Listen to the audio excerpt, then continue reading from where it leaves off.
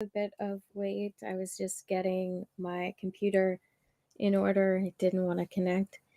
So, my name is Shaylin Hayes-Raymond, and I am the author of Misophonia Matters, which came out today. And I'm very excited that this book came out today, mostly because it took a long time. And when you're in the writing stages, it can be really hard. Mostly because it took a long time. Oh, And sorry, I had the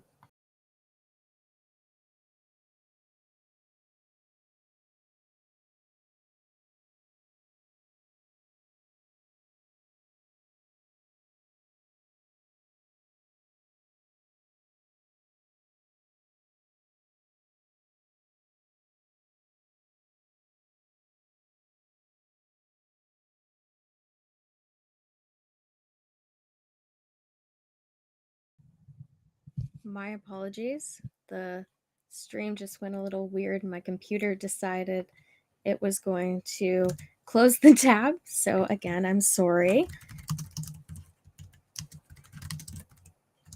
So, I guess, kind of to start, I want to say why I wrote this book.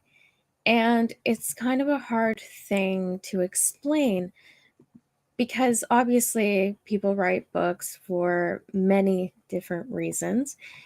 And for me, the main part of writing this book was just getting all my thoughts down on paper because I had so many thoughts over the years about misophonia. And as an advocate for years, I talked to a lot of people in the community about misophonia. And, I learned a lot along the way. So I didn't want this just to be my opinion of misophonia. I wanted it to kind of encapsulate other people's opinions.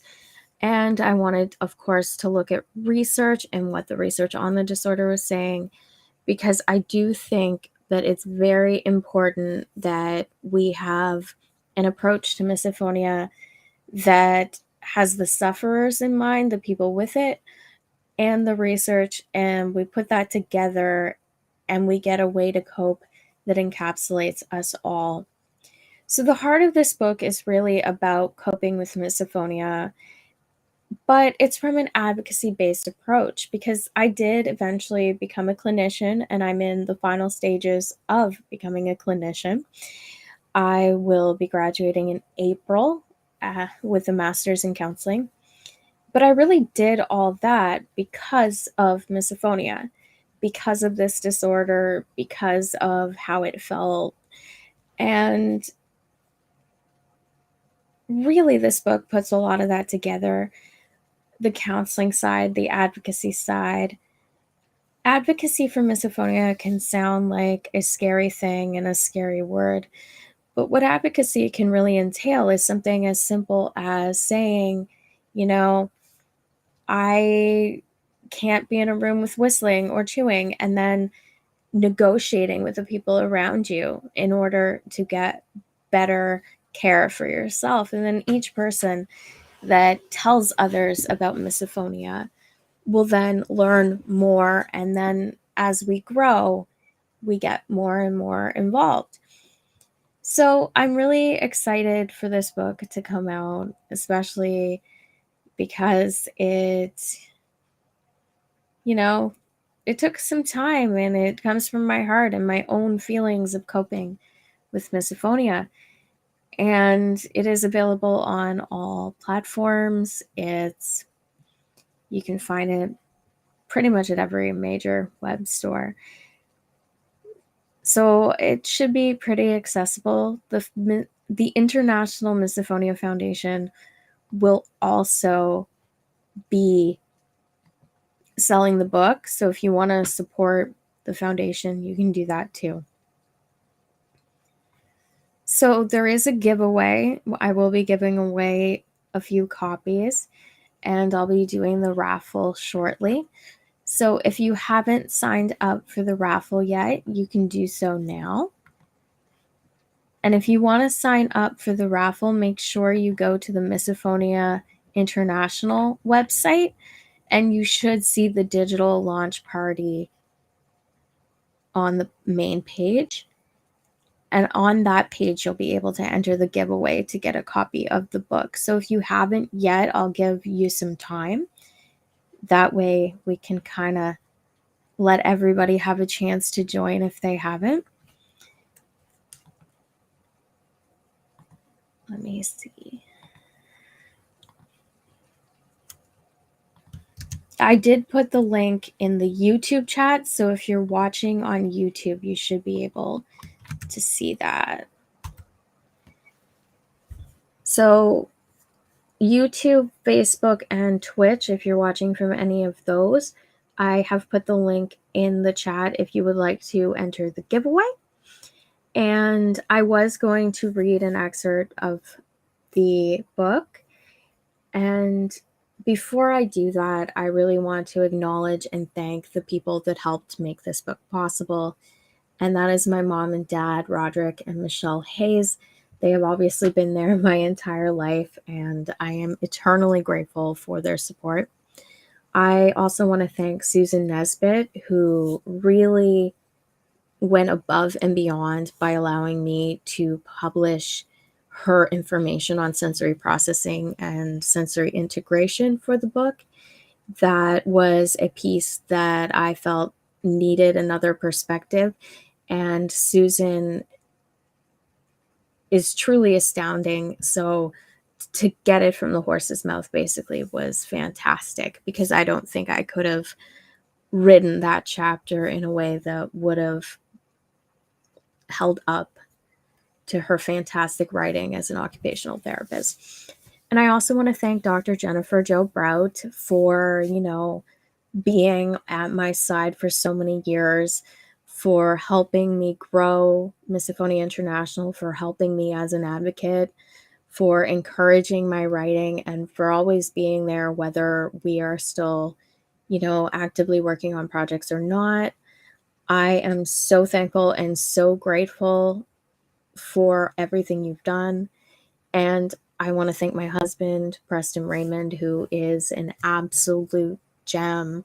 He is so patient. He is so kind. He is the reason I can even do as much advocacy work as I can, because he makes sure that we are taken care of. And honestly, I'm so blessed to have such a wonderful support system. And I'd also like to thank Tanya Curtis for her review of my old book, Full of Sound and Fury, and for her support throughout this writing process. I truly think that your misophonia story is one that's important, and I'm so thankful that I've been part of your story as well. So for Misophonia Matters, I actually do not have a physical copy myself yet, because the release date of March 1st was even for myself. I tried to order copies beforehand and it wouldn't even let me get author copies. So those will be coming within the next few weeks. But the book is now available for order in both print and ebook. Hardcover is coming within the following week, if that's something you would prefer. I also have some really exciting news about the book. There will be an audiobook. It is in the early stages of production, so I'm thinking a month or two for that, depending on how production goes. But there will be an audiobook for Misophonia Matters for those of you that prefer an audiobook. There will also be classes in the upcoming future based on Misophonia Matters. Whether these classes are digital and you watch them like on your own time, or if they'll be live, I've not decided yet. I might do a blend, I might do some, but there's still time for all of that. So I feel like I've been just ranting. If you want to ask a question, you can put questions in the comments. Those should show up. And I am also sending the link to where the book can be bought. And that's kind of a master link, and it'll take you to and see any retailer for print or web. So as I said before, if there are questions, if you're on YouTube, Facebook, or Twitch, you can write them in the comments and I will be able to see them. So I am going to read an excerpt of the book and I hope you like it. As I said, I'll be reading off my computer from my digital copy as soon as I open it.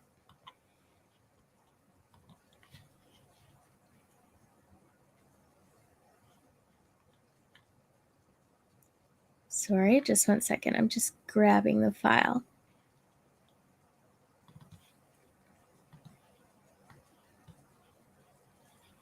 And I will say that the digital edition of Misophonia Matters, if you purchase from the International Misophonia Foundation, there is no DRM on that page.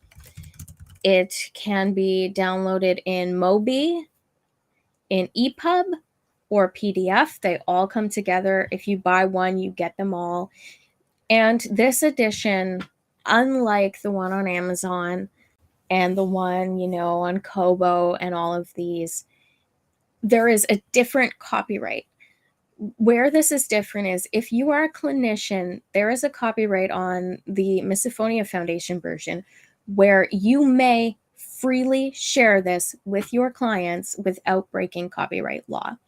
This was something that was very important to me. I wanted clinicians to be able to share this book without feeling bad because I don't want people to not get the book because they would have to, legally have multiple copies for multiple clients. If you are a clinician, a psychologist, a psychiatrist, a social worker, a counselor, a youth advocate, if you buy the digital version of this book, you are free to share it with all of your clients and anyone who works at your practice.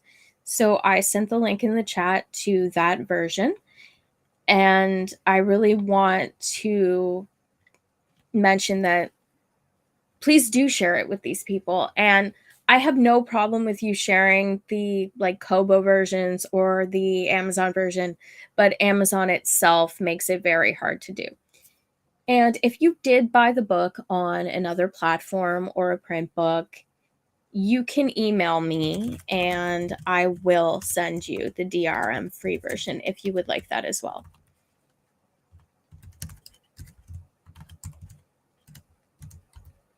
And no extra cost. I will just send you that if you send me proof of purchase.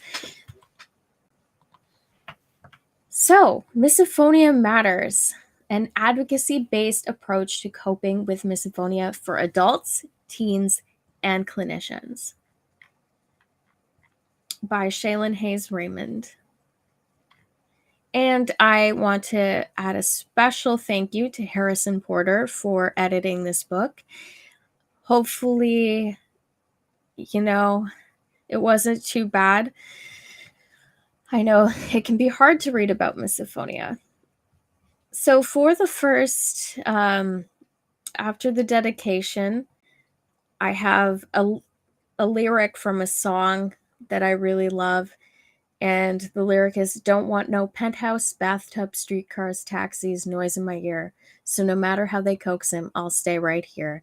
And that's from Civilization Bongo Bongo Bongo by the Andrews Sisters and Danny Kaye.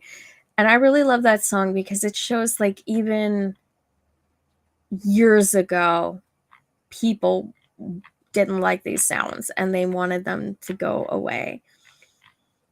So I am going to read the introduction as part of this cast. And like I said, if you have any questions, please put them in the comments or you can email me after. I'm going to begin now, and this is introduction, and it is page 11. At 19 years old, I lost my ability to fully take part in the world around me. Unlike common sensory impairments, I did not lose my ability to hear, smell, or see. Instead, I suffer from a condition that amplifies each of these. When I touch, when I look, I am feeling everything around me, and it does not feel pleasant. Imagine you are trapped with the same sound for hours. A slow torture will begin to encapsulate your body. For sufferers of misophonia, a strange yet real condition, this torture is immediate. From the drop of a fork or the slight pitch of a whistle, we are derailed. Those who have not heard of misophonia are often surprised by the condition. Some are perplexed by its nature and have trouble believing that it is more than an annoyance. For sufferers of misophonia, we are confronted with an immediate fight-flight response to otherwise normal sounds and visuals. When I first discovered my condition, I went through many emotions. The first was relief that I was not crazy. This was quickly followed by dismay. While I did have a name for the disorder, there was no cure. Soon, my dismay turned to frustration. Information on the disorder, when available, was often wrong or even blatantly manipulative. Charlatans were capitalizing off Google, Wikipedia, and the editors at sites as big as WebMD were not paying attention to scientists. I spent the first year of this disorder wondering what would come of everything. If there was no cure and no one was paying attention, I did not know how I was supposed to keep going. Advocating for an unknown condition is multifaceted. For some, my story has become a beacon, and my efforts are a force to be reckoned with. To many, I've become a symbol of hope. I often feel shame when I sit in my worst moments, void of promise and inspiration. While others look up to me, I spend many moments lost in my own dreariness. The truth is that I am uncomfortable with any idolization for my actions. I am an advocate not for notoriety, but for the ultimate end goal. I am an advocate because I hope for a world in which people like me can walk freely on the streets or have dinner in a restaurant. While stigma is still a problem for many disorders, I have never had as hard a time as I do with my disorder that is completely unknown. If I must explain ADHD, anxiety, or depression to others, I can point them to research studies, to evidence and proof that these disorders are real. For misophonia, these studies are happening, but at a slow pace. And while there is no treatment, research has accumulated in the last 6 years. I do not mind being an advocate for my disorder. It is invigorating to know that my day-to-day work may have an impact on my own life and that of current and future sufferers. However, that does not mean I am not tired. I am tired of typing and saying the same sentences over and over. I am tired of having to justify my disorder whenever I meet a new person.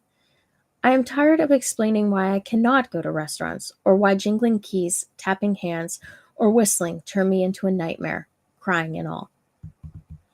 When I first discovered what misophonia was, I had an entirely different story to tell.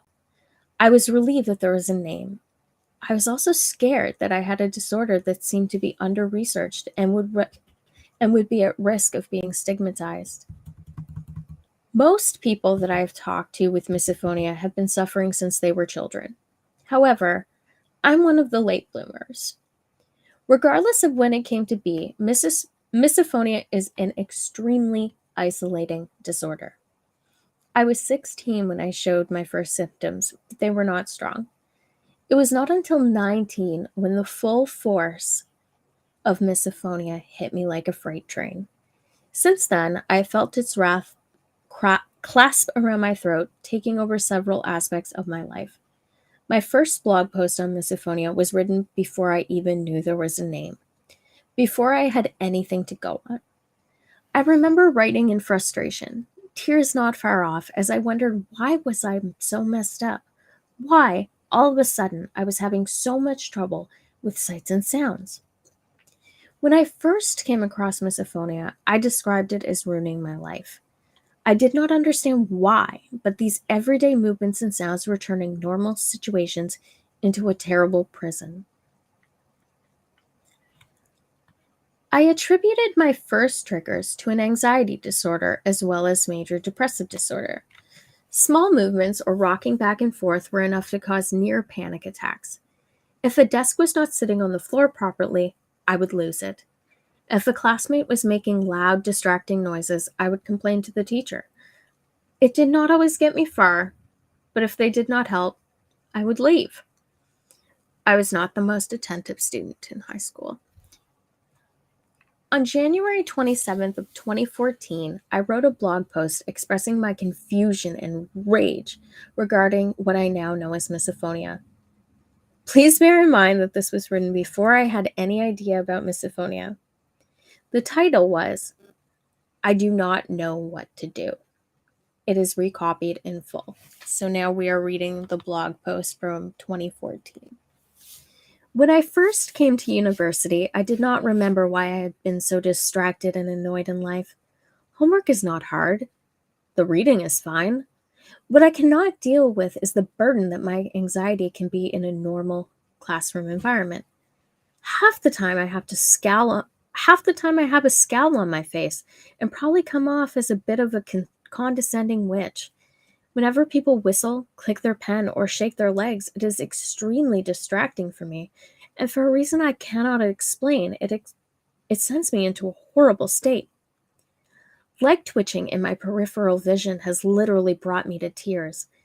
I am so frustrated that I cannot just get over it. I understand restless leg syndrome is a real thing, but so is the anxiety that I suffer every time I enter a classroom. I understand that it would be rude to approach somebody and ask them to please stop torturing me. Instead, I often stew and try not to get upset. But instead, I usually just end up irrationally angry. Oftentimes, I can feel the vibrations on the floor from people shaking behind me, even if they are far away. A couple of weeks ago, I started hyperventilating when somebody was whistling. Why? The sharp noise was so unbearable to me. I honestly do not know what I am supposed to do about this. Breathing exercise, telling myself it is out of my control, and thinking positive are hopeless. I do not want to constantly glare at my friends like they are the worst thing in the world just because they're shaking their feet. I am actually sorry it bugs me this much, but I cannot stop. Sometimes I find myself sitting in my room anxious about going to class just because of my triggers. I just feel alone in this, and that I must sound ridiculous to others. Aside from hiding in my room wearing earplugs and only ever communicating via Skype, I'm unsure of a fix to this. And that is the end of the blog post, and we're back to the regular paragraph. My first real trigger was whistling. I would go into a rage and nearly cry whenever I faced it. Some people would whistle on purpose because they didn't understand the severity of my reaction. I remember being upset for hours after this would happen, and that confused me significantly. Then, one day, my mother's foot shaking really started to bother me. Soon after, the sound of singing and country music really sent me over the edge. This caused many fights and much confusion. Why was I so intolerant? It made no sense to me. While there are many common triggers that seem to arise in numerous people, not everybody has the same triggers. We are not all the same, so that makes it even harder to raise awareness. However, regardless of what a person is triggered by, we are still triggered, and it can be very disorienting. It's hard for me not to think of William Shakespeare's quote, full of sound and fury, signifying nothing. This quote perfectly expresses the disorder, and that is why it has been incorporated into the title of my first book. There is no logical reason to freak out. We can feel crazy, guilty, and downright ridiculous. It is full of fury. The simple clicking of a pen can feel like we are trapped in a cavern with a jackhammer. Melodrama aside, I believe that a good life is possible with misophonia, and even more possible with the right coping skills. I am no longer afraid of misophonia, and I truly believe that there is much hope to be had. The International Misophonia Foundation is a project that is of great importance to me, Shaylin Hayes-Raymond. As the co-founder of Misophonia International and the remaining owner, I had questions about where my journey was going to lead following the 8 years of advocacy. I feel as though Misophonia International has provided valuable information over the past decade, and I am proud of the classes that I took part in running with misophonia education. Yet, I felt as though there was something more that could be achieved. As somebody who has misophonia, who has written about it, and who has dedicated all their time to the disorder, I knew there had to be something big for the next step. Thus, the International Misophonia Foundation was formed alongside a wonderful initial board of directors. We are still in the processes of beginning, but I'm so happy to be on this journey. Over the past 2 years, I've been working on a counseling degree, and as I near the finish line on this project, I'm happy that my work starting a nonprofit is going to coincide with these clinical interests. I know that there's a long road ahead, but I am excited for what is to come. A main reason for my interest in creating the IMF is to have an organization that is conducting research and surveying people who actually have misophonia. All too often, researchers do their initial research and forget to ask those who have the disorder. My goal for the IMF is to put people and families of those with misophonia ahead of all other goals, whether that is academic or clinical. We, the people with misophonia, should be front and center in alleviating our own suffering.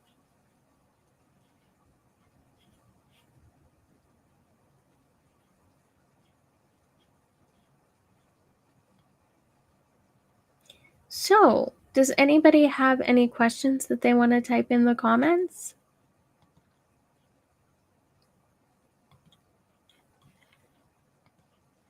If not, that's totally okay, but I'm happy to answer them. I should be able to read them in the chat.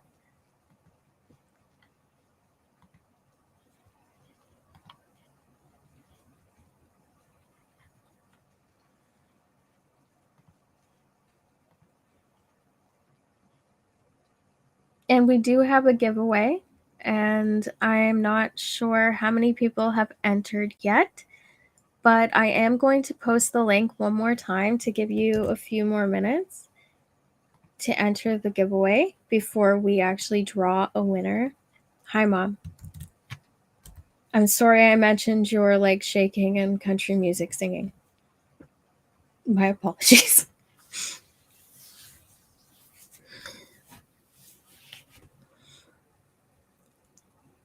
So I posted the link to the giveaway in the chat again if you would like to do that, and it's for a digital copy of the book that will be DRM free.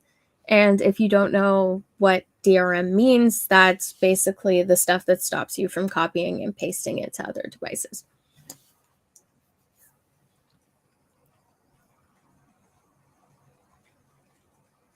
So I do want to say for the book, kind of go over, the basics of what else you'll find in there. There are several parts to the book, and each focuses on something a little different. Let me see. So part 1 is psychoeducation, and that is, learning about misophonia, learning about the science that exists, why we are this way.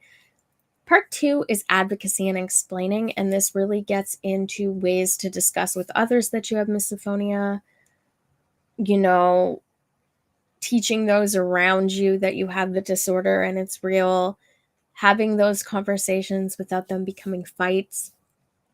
Part 3 is accommodations and negotiations, and these negotiations can be as simple as learning together what things you can and can't do. So say you have a couple and one loves movie theaters and the other hates it. Maybe you come to a compromise that you find a drive-in theater and then you're both getting that experience. So these negotiations are obviously complex and based on different couples or families or schools. But it's really about getting to the heart of the accommodation, why it exists, but also matching what the other person needs and finding a baseline that everyone can be comfortable with. Part 4 is sensory-based strategies, and this is based on occupational therapy, and this is where Susan Nesbitt shined so brightly and offered such great expertise. And her 2 chapters, I am so honored that she allowed to be in this book. And part 5 is cognitive and psychological strategies, and most of these deal with the misophonic moment after. So not sitting there worrying about the next time you're triggered, thinking that you're weird, that, your life is ruined because you have it. It's learning to cope with the fact that you have misophonia these cognitive and psychological strategies are not to fix misophonia, it's not to treat it, it's to cope with the fact you have it. And I guess the approach is just kind of dynamic based on advocacy and the person. And I see Sis asked a question. Did you have this when you were at a younger age? No. I only started to notice misophonia when I was about 16 to 18. And I think like it got really, really bad 18, 19. When I was a kid, I was actually the opposite. Like, you could have taken me anywhere in the world. I wouldn't have cared. I was oblivious. Like, when I was, I think, 4 years old, I was singing on tables at Tim Hortons for fun, and I noticed nothing. And I see Rod said that country music's a huge trigger for him, and that he wonders if it's the frequency. I think sometimes, there's a lot of guitar that can be kind of rattly or screechy, but also a lot of country songs have whistling in them, which I really, really hate. Or some will even have like a beat that kind of sounds like whistling, even though it isn't, but it's just close enough. Like that new Beyonce song that came out, Texas Hold'em. Don't listen if you have misophonia. There's a lot of whistling. Also, it's not that good of a song in my opinion, but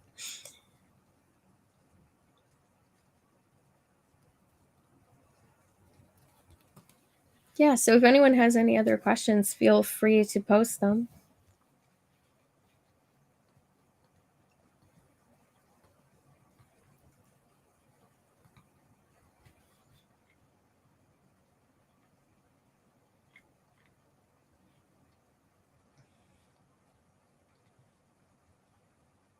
I'm just waiting to see if anyone has questions. And I'm going to look at the giveaway too to see if we've got entries. Yeah, we've got quite a few here.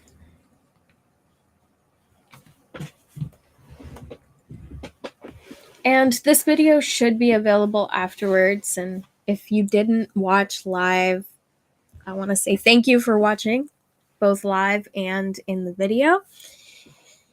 And I will say I'm very excited to put this book out. I did have another book on misophonia in the past. This was the 3rd edition that came out in 2021. But Misophonia Matters feels more kind of a continuation of the thoughts of this, but I've learned so much in the past 2 years as a counselor that have really kind of reshaped how I've thought. It hasn't like been completely like, oh, misophonia is something different. It's more, I've learned that there are ways to cope. There are ways to live with this. It's still going to suck. A trigger is still going to be a trigger, but you can have a meaningful life even with this horrible disorder and these triggers. So I think a huge point I want to make is kind of like hope through advocacy. And I mean, our voices are loud. You should always speak up for yourself if you can. It's totally okay to go to doctor's appointments or schools with a long note explaining to them with misophonia, like what it is. And I think it's good because each one of us has the power to change how people see misophonia. And I think that can be very powerful. And, even 10 years ago, there was way less press about this. So I think, things are getting better. And I think they will just continue to get better, especially as research is done. And hopefully through the International Misophonia Foundation, I can get some research done myself, because there's definitely some questions that I think need to be asked. So I will do the giveaway now, and I'll reach out via email to the person who wins afterward. All right, I'm choosing 2 winners. And the first is Patricia Schwartz, and the second is Penny. There's no last name there. Oh, Penny Joshua, I think. Well, either way, both of these people, I will email you the book, and I hope you like it. Congratulations on winning the raffle. I just kind of click a button and then the computer tells me who won. So it's very random.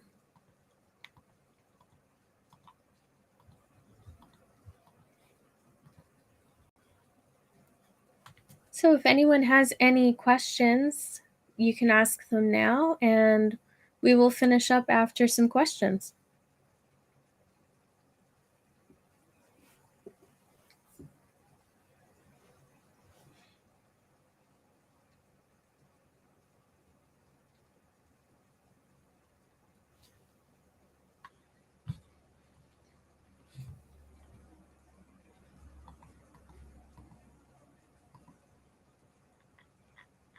Right, I'm not seeing any questions come up in the chat, so I am going to end the stream. I hope you enjoyed this. If you are interested in buying the book, you can find the link at Misophonia International and splattered all over the pages. I just posted it again right there into your comments. This video will be live, and if you do have any questions after, feel free to reach out and ask me. I hope you have a wonderful Friday and a wonderful weekend, and I am going to pop some champagne and have some sushi and celebrate the fact that this book is actually out there in the world. Have a